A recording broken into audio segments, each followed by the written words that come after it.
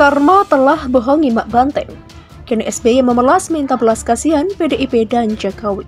Saya menjalin komunikasi dengan Pak Jokowi itu hampir 1 tahun untuk juga menjajaki kemungkinan kebersamaan dalam pemerintahan.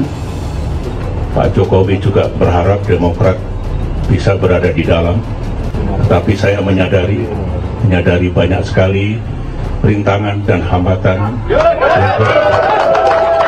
menuju ke koalisi itu. Pak Jokowi, apakah kalau Demokrat berada dalam koalisi, partai-partai koalisi itu bisa menerima kehadiran kami? Beliau menjawab, ya bisa, karena presidennya saya. Tapi itu terus terang merupakan pertanyaan saya, karena melihat realitas hubungan Ibu Megawati dengan saya belum pulih, jadi masih ada jarak, masih ada hambatan di situ. Saya pikir karena yang mengajak Pak Jokowi, dan kalau Demokrat berada di dalam untuk kebaikan, why not? Ya, bangsa ini sekarang tidak perlu ada yang ditutupi. Apa yang disampaikan Pak SBY 2 malam yang lalu, ya, itu adalah apa yang dirasakan oleh beliau. Ya. Waktu presidennya Pak SBY,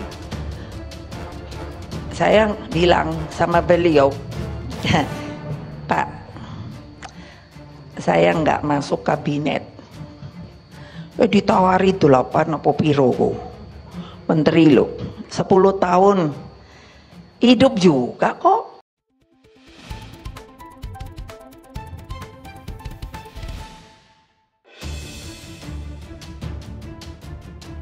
Mungkin pembaca setia SeaWorld ada yang belum tahu kenapa hubungan antara Presiden RI ke-5 Megawati dan Presiden RI ke-6 SBY bisa retak. Karena selama ini yang kerap muncul di media adalah Megawati tidak mau menghadiri undangan SBY, kemudian PDIP menolak diajak bergabung ke kabinet oleh Partai Demokrat dan lain-lain. Sebagaimana kita ketahui bahwa SBY dulu merupakan orang kepercayaan dan loyalis Megawati. Saat Mak Banteng tersebut berkuasa, SBY diangkat menjadi Menteri Koordinator Bidang Politik dan Keamanan oleh Megawati, yang sebelumnya politikus asal Pacitan tersebut dipecat oleh Gus Dur dari kabinetnya. Akan tetapi seperti orang yang tidak tahu diri, meskipun sudah dipercaya oleh Megawati, SBY tega membohongi Ketua Umum PDIP tersebut. Lantas, bagaimana ceritanya? Usai dilantik sebagai Menko Polhukam pada tahun 2001, SBY mengucapkan terima kasih kepada Megawati dan doi pun berjanji akan mengawal Putri Bung Karno tersebut hingga 2009. Menurut penafsiran Megawati sih, dari pernyataan SBY tersebut, SBY akan tetap berada di pihaknya hingga tahun 2009. Karena percaya dengan janji menterinya itu, Mega lantas mengajak SBY untuk menjadi cawapresnya pada pemilu 2004. Tapi saat itu SBY menolak dan mengucapkan terima kasih. Doi pun beralasan cukup jadi menteri saja, tidak mau jadi wapres. Hanya saja dalam waktu bersamaan, Mega mendapat laporan dari Kepala BIN saat itu, Hendro Priyono, bahwa ada tanda-tanda kalau SBY sedang membangun partai baru. Untuk memastikan kebenaran laporan tersebut, Mega lantas memanggil SBY. Akan tetapi SBY membantahnya.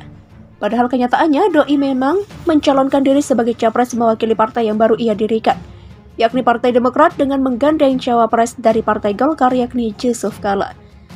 Hal inilah yang kemudian membuat Mega kesal kepada SBY karena merasa telah dibohongi oleh mantan menterinya tersebut.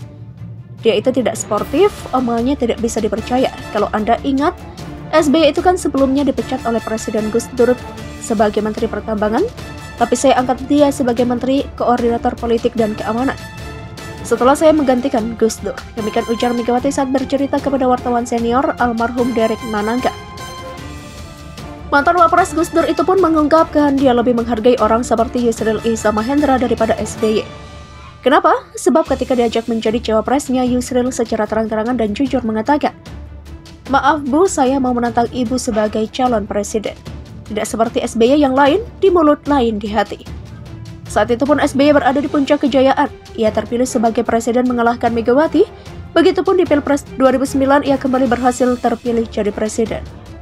Lantas bagaimana nasib mantan Presiden RI ke-6 itu saat ini? Berubah 180 derajat. Kini doi lagi yang justru berada di bawah. Bagaimana tidak? Di Pilpres 2014 yang lalu, partainya tidak bisa lagi mencalonkan kadernya sebagai capres seperti pada pemilu sebelumnya karena perolehan suara partainya kecil. Partai Demokrat hanya bisa memposisikan diri sebagai partai penyeimbang, tidak pendukung Prabowo Hatta, karena sebelumnya SBY pernah digebuki oleh Ketua Umum Partai Gerindra itu saat di Akabri, dan tidak juga mendukung Jokowi JK karena hubungannya dengan Ketua Umum PDIP Megawati kurang baik. Begitupun di Pilpres 2019 ini, SBY kembali tidak bisa mencalonkan kadernya sebagai capres karena perolehan suara partainya tidak maksimal. Ia hanya bisa menjadi koordinator juru kampanye nasional BPN Prabowo Sandi. Itu pun hasilnya tidak maksimal karena Prabowo Sandi yang telah doi dukung malah kalah telak oleh pasangan Jokowi Ma'ruf. Jadi periode ini dapat dikatakan periode kekalahan SBY dan Partai Demokrat. Pertama, partainya kalah suara oleh partai lain sehingga tidak dilirik oleh partai lain untuk mengusung kadernya sebagai capres. Kedua, putra sulung SBY AHY kalah bertarung di Pilkada DKI Jakarta 2017. Dan ketiga, capres yang diusung oleh Partai Demokrat kalah bertarung melawan capres yang diusung oleh PDIP. Sekarang justru PDIP yang sedang berjaya, karena selain capres yang diusungnya menang, partainya juga menjadi partai pemenang pemilu 2019.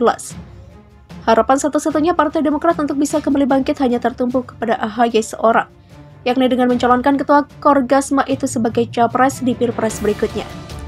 Tapi yang jadi masalah di sini, tanpa berkoalisi dengan partai lain tidak mungkin AHY bisa bertarung memperebutkan kursi RI 1. Untuk itulah Partai Demokrat butuh teman, dan teman yang paling tepat untuk diajak berkoalisi adalah PDIP, karena selain sebagai partai penguasa, PDIP juga belum punya capres resmi yang akan diusung di periode berikutnya. Di samping itu juga dengan harapan AHY bisa diangkat jadi menteri oleh Jokowi, sehingga wajahnya akan semakin dikenali oleh masyarakat. Jadilah saat ini Partai Demokrat yang ketua umumnya pernah membohongi Megawati tersebut memelas kepada Presiden Jokowi dan PDIP untuk dapat diajak bergabung di koalisi mereka.